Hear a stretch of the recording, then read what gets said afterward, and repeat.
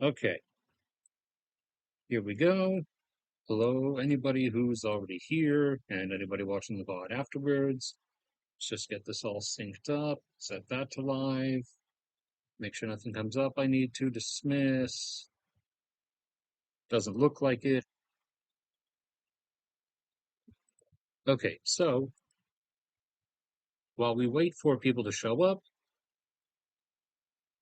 for anybody who did not hear recently, now that I have a computer that's capable of doing so, courtesy of Josh, I've begun actually doing game streams and stuff on Twitch. So I'm going to link the Twitch channel and this starting title card here that utilizes some of the art that Anya made for Dream War. I'm going to start using that for the YouTube streams as well. I just have to port that over onto the laptop.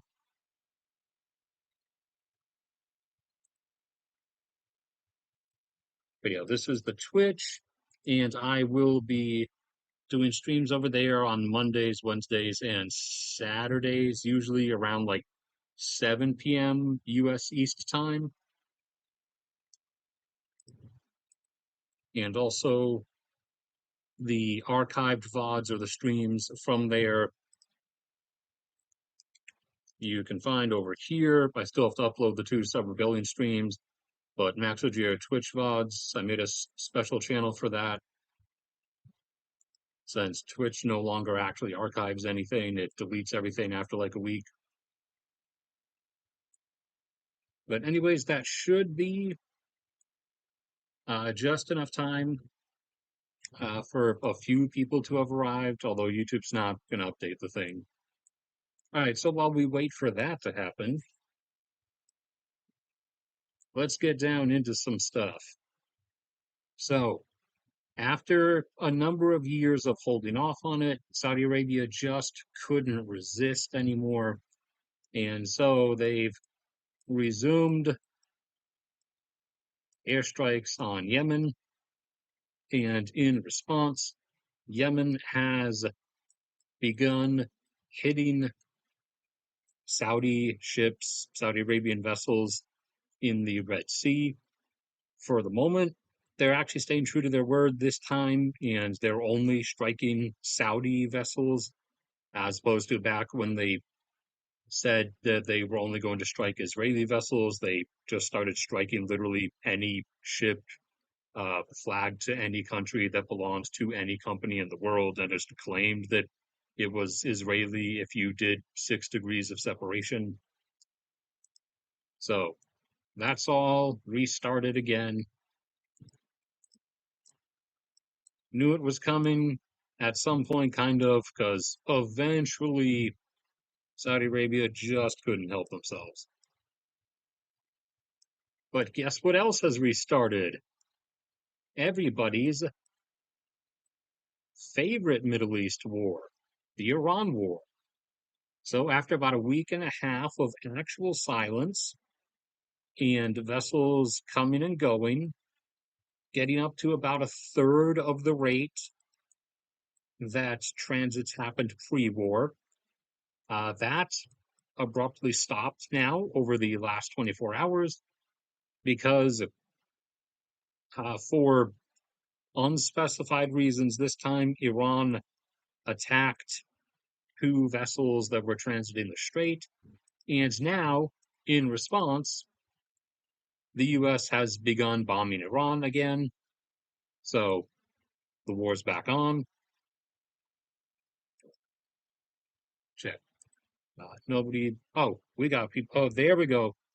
Living people are starting to show up.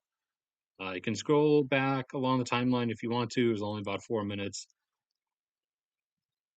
But so that's all restarted now.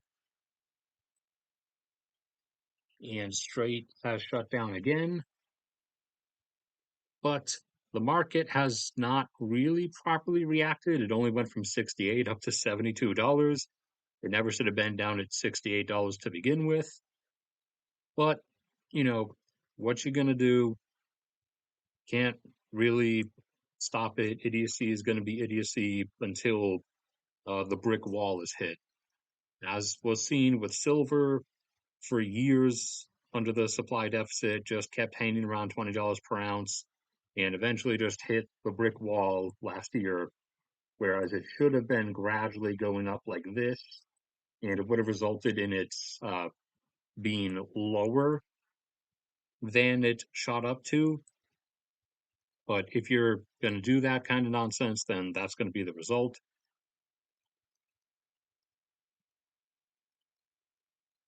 The Mali government was slash is still trying to hold on to some little bastions, a few camps in the north, and the Tuareg separatists, the Azawad Liberation Front, are not having it.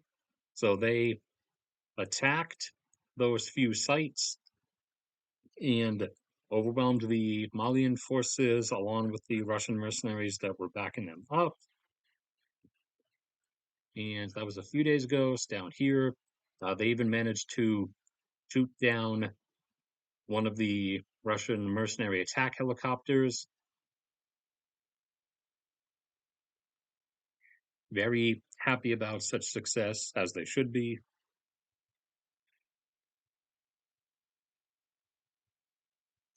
That one won't play that one because that has moment of death stuff and also starts zooming in close to show a bunch of dead bodies.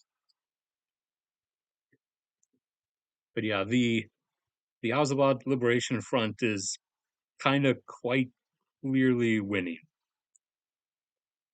and it's a bit beyond the tipping point at this point. So this is going to break off.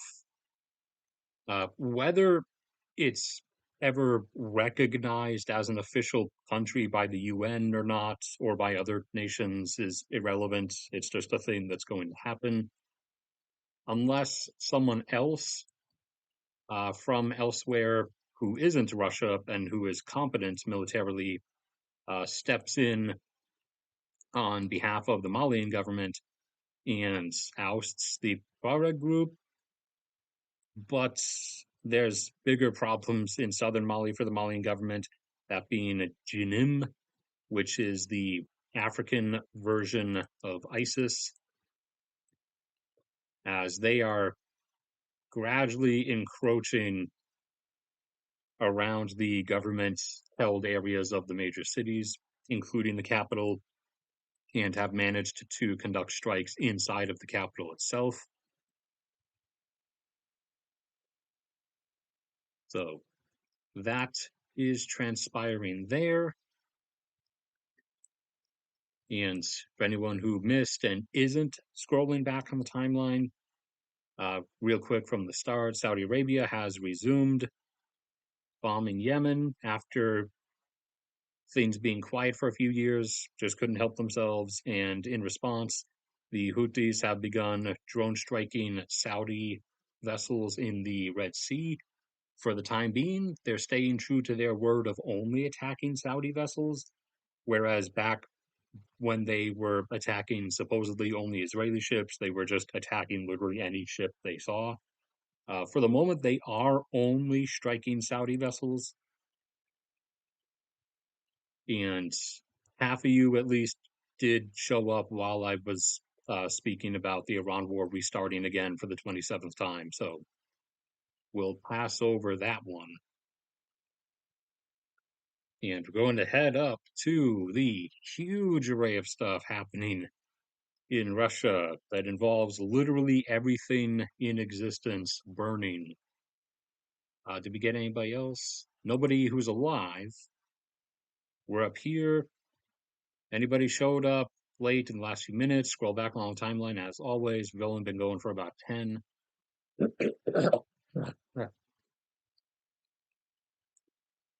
So Ukraine's relentless march of drone strikes has continued. The grand summary up to this point, basically all of the fuel depots around Crimea have been taken out.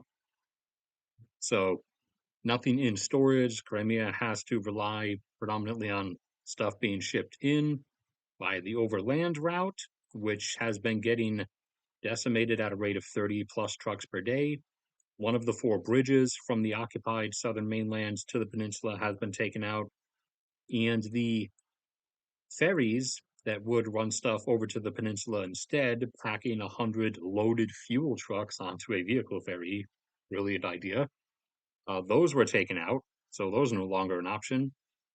So the only option left is either to start using the bridge, which would result in the bridge getting targeted, which Russia doesn't want the symbolic and actual logistical damage. So the only option remaining is to keep pumping up the bribe money to keep enticing enough suicidal truck drivers to try to run the overland route to Crimea. But there's effectively no gasoline available to the public in Crimea, nor diesel either. So now shortages are actually starting to show up of other products across Crimea. Store shelves are starting to randomly be empty of specific, essentially at random items with no specific predictability on what.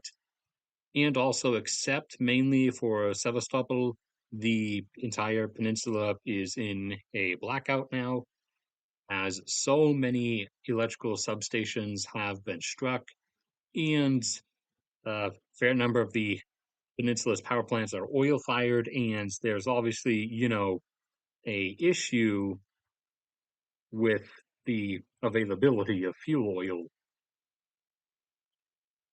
So, like, this is a map of all the stuff that was struck. This is a before and after thing showing the electricity collapse. This was back on July 4th. Situation has worsened since then for the peninsula.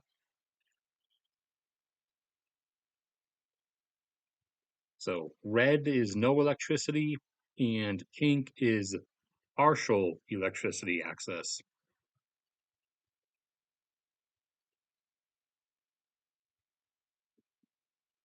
Let's see, who's next? What do we have next?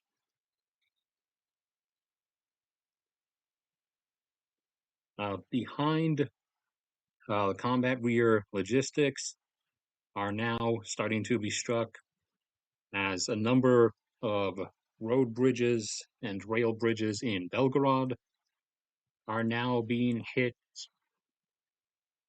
Yeah, you got these ones that were taken out over the last 24 hours. Next one, what else do we have?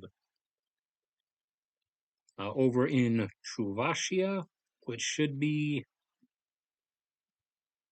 uh, Chuvashia, right there. Okay. Green patch under the river. So in Chuvashia, a number of drones and missiles struck and took out a industrial machinery factory, or in other words, a factory that makes the machinery and industrial equipment that is used by other factories. So that was hit along with three various factories around Moscow, one of which also was a industrial chemical production plants manufacturing various intermediary chemicals that are required for different industrial purposes. The oil terminal up there in Leningrad and St. Petersburg was hit. Where is the, no, that's Yaroslavl. Where's St. Petersburg? All right, there we go. This time, actually hitting a lot of the offloading capacity, a lot of the importing stuff, because due to the severe fuel shortages and all the refineries that have been taken down, Russia has been trying to import refined gasoline and diesel, etc., from abroad. And so there are a few ships on their way from India specifically at the moment. However, now Ukraine has begun hitting their ports Uh, Before those ships can arrive, there would be, like a those going to the Black Sea from India would be like a 2 week delay. Those going up to St. Petersburg would be like a 3 week delay from the orders being placed uh, several days back to when they would arrive. So now Ukraine has begun hitting the ports where those products would be offloaded into Russia before those vessels can actually arrive there. This is after all the refinery strikes you've already heard about up to this point. The sheer degree of stuff that is down is rather staggering. Upwards of now close to 75% of the country's capacity. Perm and one other around here, I think Saratov. And now, some of the stuff that's happened in the last few days includes Omsk, which is a long, long way. That is some long range capability. And that was actually the largest refinery in Russia. That's a still image of stuff burning. Here is uh, video footage of the facility burning, and supposedly there's an actual impact and explosion in this one. There it is. Beaver drone hits, fireball arises, and a new fire is formed. So the Omsk refinery is now also down, and I forgot where Kirov is, but somewhere around this general area. The Kirov refinery was also now hit, so now that one's down. And one more to the northeast of Moscow that was not yet out has now been added to the list as that one was struck as well. And even some of the emergency life support ones are now starting to be added to the list. Little mini refineries that only have like one tower or one unit that can only refine, like, say, 30,000 barrels per day worth of stuff and not to very high quality. Even those are starting to be hit. The most recent one was the mini refinery in Kaluga.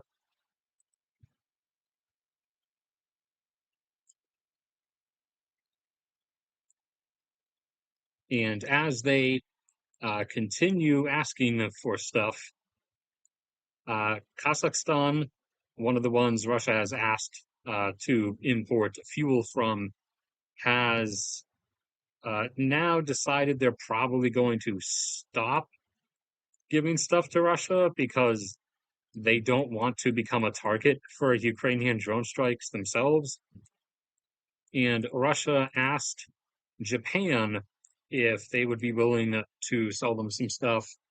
And Japan finally today decided that the answer was no. So at the moment, there for refined fuel, one of the formerly world's biggest fuel refiners is now becoming import dependent, along with the severe shortages in country. And at the moment, the only real two that are giving them stuff willingly are India and Belarus. And Belarus, you could kind of argue, isn't even actually doing it willingly because Lukashenko, his entire existence is dependent on Putin, so he has a perpetual gun to his head, so to speak.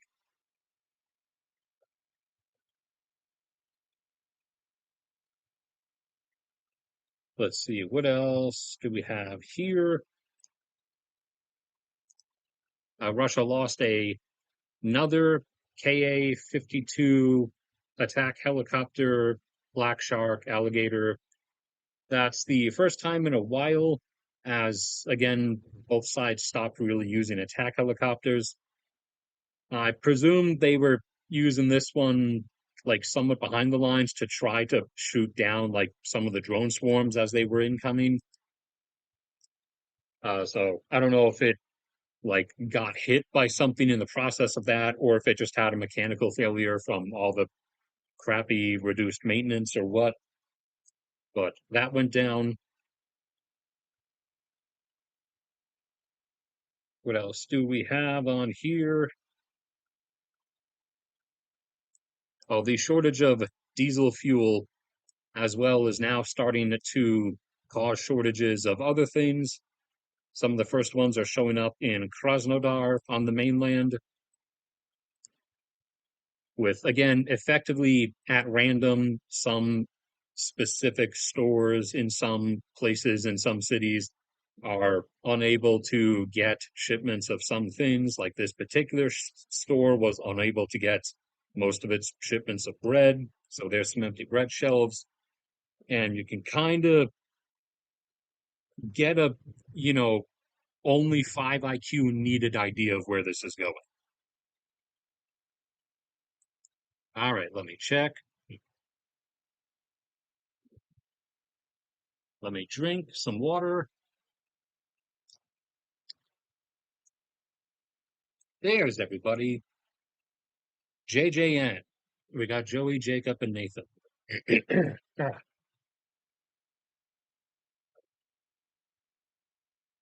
uh, because because the netting is, I mean, it's cheap on paper, but it's not actually cheap. And also, again, from all the stuff that's been hit, Russia has issues manufacturing stuff. Uh, and they could get it from China, but everything they keep wanting to get from China, China asks for concessions and new arm twisting demands out of. And also, that's a long distance. That's a couple hundred miles. And also, remember, eventually, if you just strike enough times in the same spot, especially along like the poles and stuff that are holding the netting up, the structure will just cave in and come down, and then you have the trucks that have to go exposed for like a specific amount of time, even if it's only a short distance. While it may be a short distance in that case, everybody knows the exact spot that they're going to be exposed on.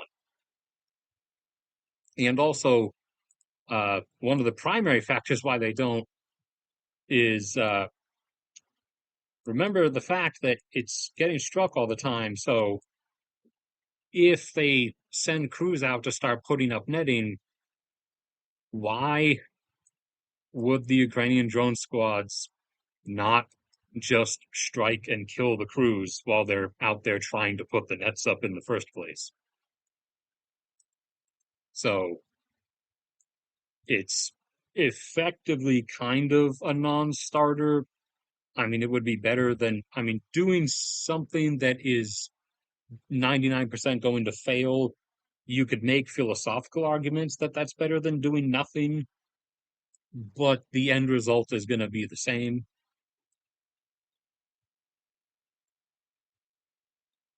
Let me see if there's anything else specific here. Oh, yeah. Financial woes, I guess. Moscow has, I can't draw. I'm not the artist. Anya is, so I'll just draw lol for the lol guy emote on Twitch. And also go over to my Twitch. I linked it up in chat. I do streams now. They are gaming streams on Monday, Wednesday, and Saturday around 7 p.m. A lot of older PS2 stuff. About 25% mixed in will be somewhat more modern stuff, but a lot of that's just going to be like the Dark Souls games, which are still older because they're from the 2010s. But Moscow, to try to calm the populace, has demanded that the gas stations, the fuel stations, draw the hose here, and then the mechanism, and there's the handle, has demanded that the fuel stations reprice themselves because fuel in Russia was previously the equivalent of around $3 per gallon.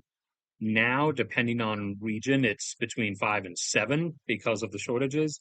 Russia, the Russian government has, to draw an angry face, demanded that the companies bring the prices back down and is demanding that they just sell it at $3 a gallon again without subsidy.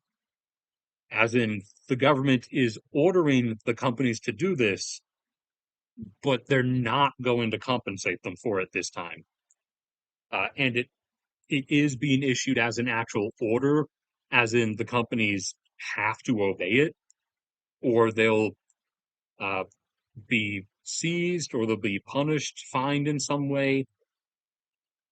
So either they drop the price back down and start losing money, which they were already doing, and they were already, somewhat dependent, or they disobey the government, sell it at the price it's supposed to be right now, and then also get punished for that as well by massive fines or seizure or what have you. So it's a big, fascinating spiral to watch, and one that has come about pretty quickly. This is going at pace way faster than I would have initially thought when the campaign first began with this as the stated goal like 2 or 3 weeks ago. So we'll see what gets struck tonight, and then tomorrow night, and then Thursday night when we come back for the next YouTube stream on Friday. Oh, yeah, the one other thing uh, is the decreased quality of fuel. So to try to increase the supply, so you have this amount of supply versus having this amount of supply, to try to get this to not necessarily be that, but at least be like a bit more than this. They're diluting it. They're not refining it or adding the proper engine maintenance additives. So that is starting to cause a lot of car issues, and a lot more breakdowns are starting to happen as well.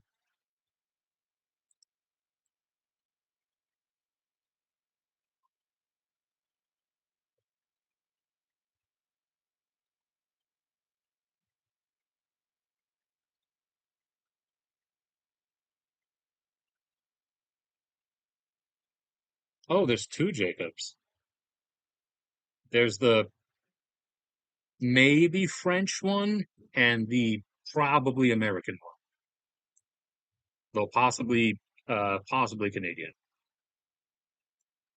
Uh, yeah, there's an email on the, oh, now we're getting a new influx of people. Hello, everyone. Scroll back along the timeline. We've already been going for about half an hour. There should be an email, uh, Gmail that I never actually look at, because most of it is spam and like fake sponsorship ad stuff, and fake, your warranty on your SUV has expired, even though I've never owned a car. Where did it go? Oh, it's there. Yeah, if you just click on that, you'll get it.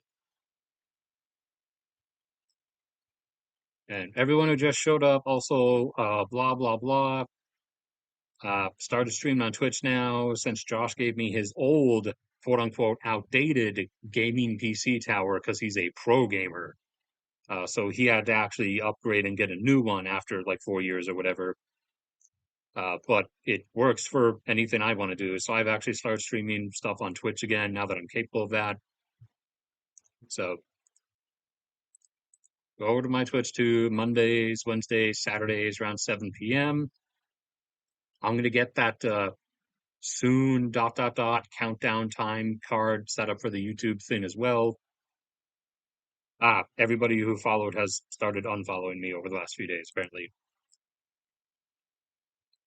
Now, all the new followers were probably bots. I'll be generous to myself and assume that's the reason.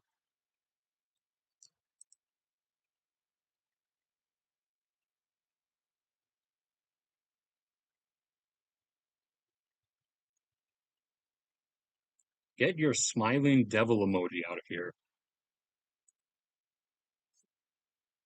Okay, I think that's the majority of stuff. Give me a minute to think if there's anything I'm forgetting about. I don't believe there was any Europe stuff. We did all the Russia-Ukraine stuff. The Iran war restarting for the 27th time. Saudi Arabia is bombing Yemen again. The Mali is falling stuff. Azawad is happening one way or another. I don't think there was anything else too major, at least. The US set a new power demand record after the last all-time high was, I think, in 2023 or 2024, when it got up to 743 gigawatts of demand load at one point on a super hot day nationwide in July or August. A few days ago, with very little cloud cover nationwide, at a super hot point across many states, it got a little bit higher than that, up to a high point of 745 gigawatts of demand load.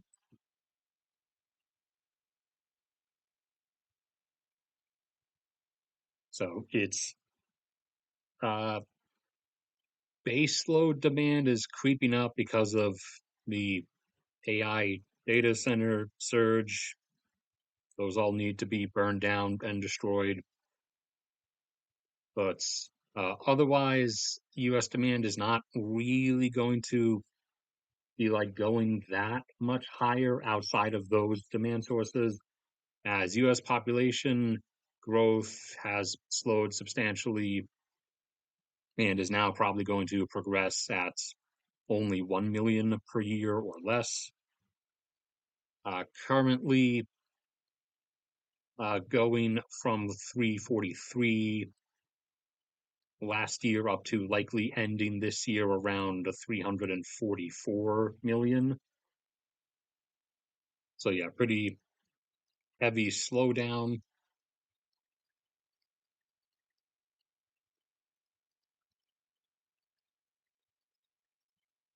Right. Nothing else I need to respond to, then probably going to end this soon. Only half an hour. I was expecting this would end up being longer. Oh, wait, yeah, that was the one other thing. So I did a specific video about that already. It's the most recent video I uploaded. But the Colorado River situation continues to deteriorate as, let's see, let's see if this slows the stream down. We are at the time of year where the reservoirs would normally be getting recharged or refilled a little bit from snowmelt running off of the Rockies. However, that's not happening because there was very little snow in that section of the Rockies last year. And so, wait for this site to load. Lake Mead is still dropping even during its level out or recharge phase of the year. And just over the first 6 months or so of this year alone, it has lost another 5% of its water volume from 32% down to now 27%. So this part of the year where it normally has started leveling out, but nope, it's still dropping. And it is, you can see, still going down at the same rate. It's just going and going. And Lake Powell did regain a few feet but it has already lost the few feet that it regained. We wait for this. Oh, what a perfect excuse. I can check chat while I wait for this website to load.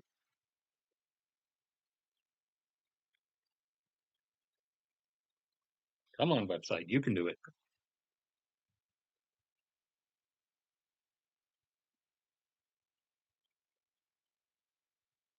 You can do it eventually. Oh, yep. It's already below where it was. So it got down to about 35.26. Now it's down to 35.25. Where was the low point? The low point was right at about 35.20, the lowest it's ever been since being filled. So it's pretty clearly going to go below that, uh, but they're going to have to stop there to try to not lose the power generation. And to do that, to prevent that, they have been sacrificing a smaller reservoir further upstream called Flaming Gorge. You can see the fact that they were literal sacrificial water dumps by how deep the drops were, especially the first one earlier in the year, once it loads. But that has already taken Flaming Gorge from over 80 down to, I think, now under 70%. So, this can only be a solution so many times before that option is now gone or ends up being gone.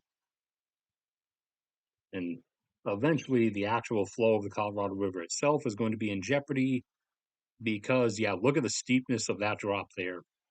And even this one is now also a deliberate release. And you can see right at the bottom there where it started to curve steeper. So they're really trying to save Lake Powell so that they don't feel tempted to hold Lake Powell back and thus endanger Lake Mead dropping even faster.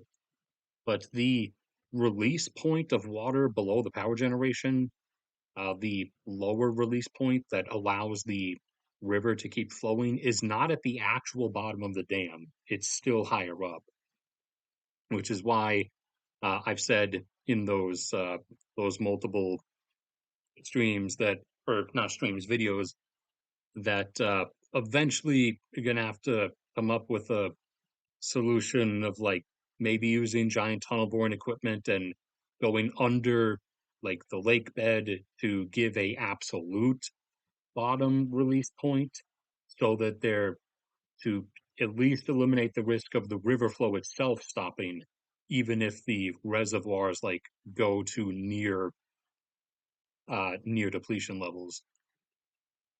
But that is now probably everything.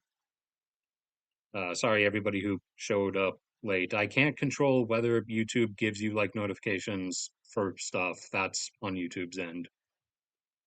But if you only just showed up, scroll back along the timeline like always.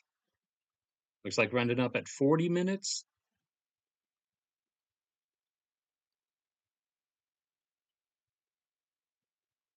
But unless anything else comes up chat-wise that requires a response from me, this will then be where it ends. And I'm going to play some Gauntlet Dark Legacy to get myself back into it and used to it again to prepare for the stream, the Gauntlet Dark Legacy stream on Twitch tomorrow night, which you can see if you go over to Twitch, which I can now stream on. I have a schedule set up, or I'm starting to set up a schedule to gradually look more professional. 3 p.m. Alaska time is 7 p.m. Eastern time. I just keep my time set to Alaska time because I refuse to acknowledge the fact that I'm exiled on the East Coast now.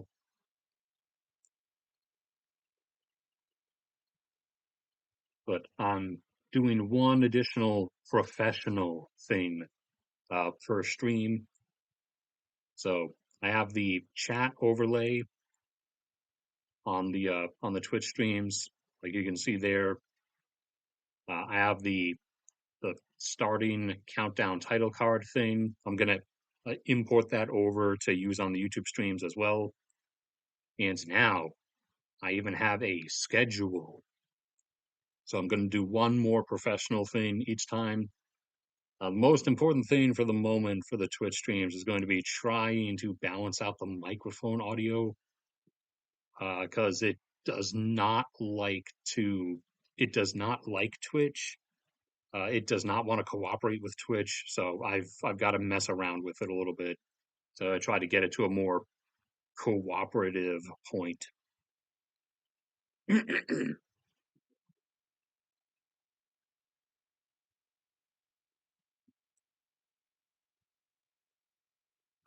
If you mean other than this, no, and other than the various things I do of different types for people in person that gets me paid in cash specifically, like watching the neighbor's cats and starting to do other people's yard work apart from just my parents. As we're getting into a phase, we're starting to age into the point where not the neighborhood in its entirety, but a lot of uh, a better portion of the people in like at least the few houses around my parents' house, like a couple houses down in each direction. Most people in the immediate surrounding houses are starting to get kind of old.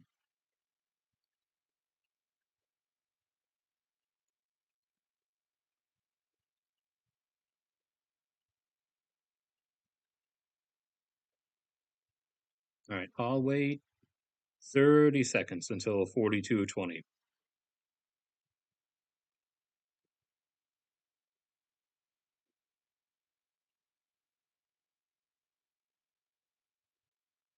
And then everybody already put my Twitch link up at the very top of chat. You can scroll back up to that. But after I end in a few, oh, I can't chat on that one. I'd have to go in this one. After I end here in a few seconds, y'all can go over to Josh if you want. He's doing Monster Hunter, but that's going to be it for this stream. And I'll get to the oil production levels update video in the next few days once I can get a hold of some of the countries like Argentina who are being a real pain about giving their data publicly. Oh, and start working on the annual statistical review of world energy stuff. But the next YouTube stream otherwise will be on Friday. And given how much has been happening every single night, there will probably be plenty more strikes on stuff, especially on the Ukraine Russia front.